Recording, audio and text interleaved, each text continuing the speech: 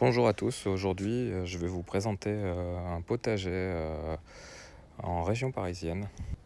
C'est aussi pour vous montrer que dans une petite surface on peut déjà récolter beaucoup de légumes si c'est fait de façon intelligente. Alors ici on a les courgettes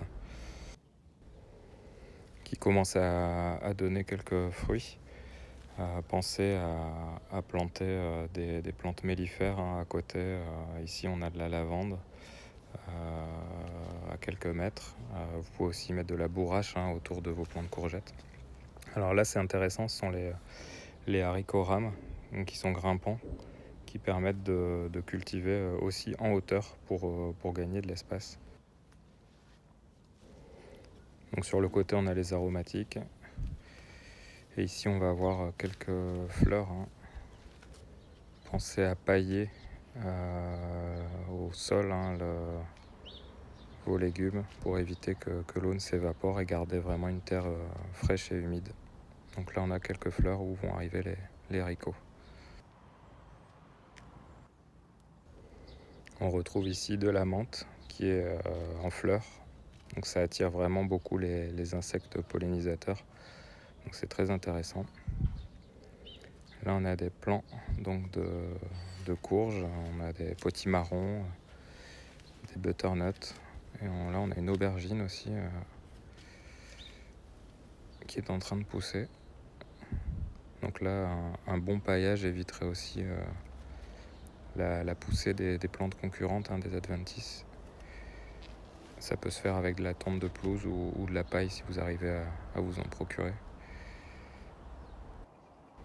Je vous ajoute des fiches pour accéder directement sur le site aux articles comme comment améliorer la pollinisation ou comment pailler son jardin.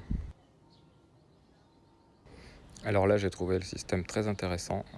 Comme vous le savez, pour éviter que les tomates n'attrapent le mildiou, il faut éviter que les pluies mouillent les feuilles. Donc ici elles sont protégées par un toit. Et on a la récupération de l'eau du toit qui s'en va directement au pied des plants.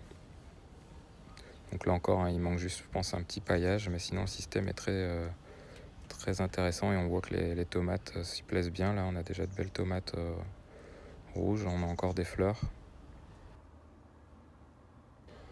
Et tout ça, ça peut se faire avec du matériel que vous récupérez à droite, à gauche. Donc là, on a des belles variétés de tomates qui sont en train de pousser, tomates anciennes. Et pour terminer, on va aller faire un tour du côté du compost. Parce que comme on est sur un espace réduit, il va falloir aussi nourrir la terre. Donc ça se passe par la création d'un compost et la réutilisation de vos déchets organiques pour pouvoir l'année suivante amender la terre du potager. Donc là on est sur une surface d'environ 25 mètres carrés et on a déjà beaucoup de choses, beaucoup de légumes à récolter pour se nourrir sainement. À bientôt pour des présentations de potager. J'espère que vous avez aimé cette balade. Pensez à cliquer sur j'aime et à vous abonner si ce n'est pas encore fait et activer les notifications.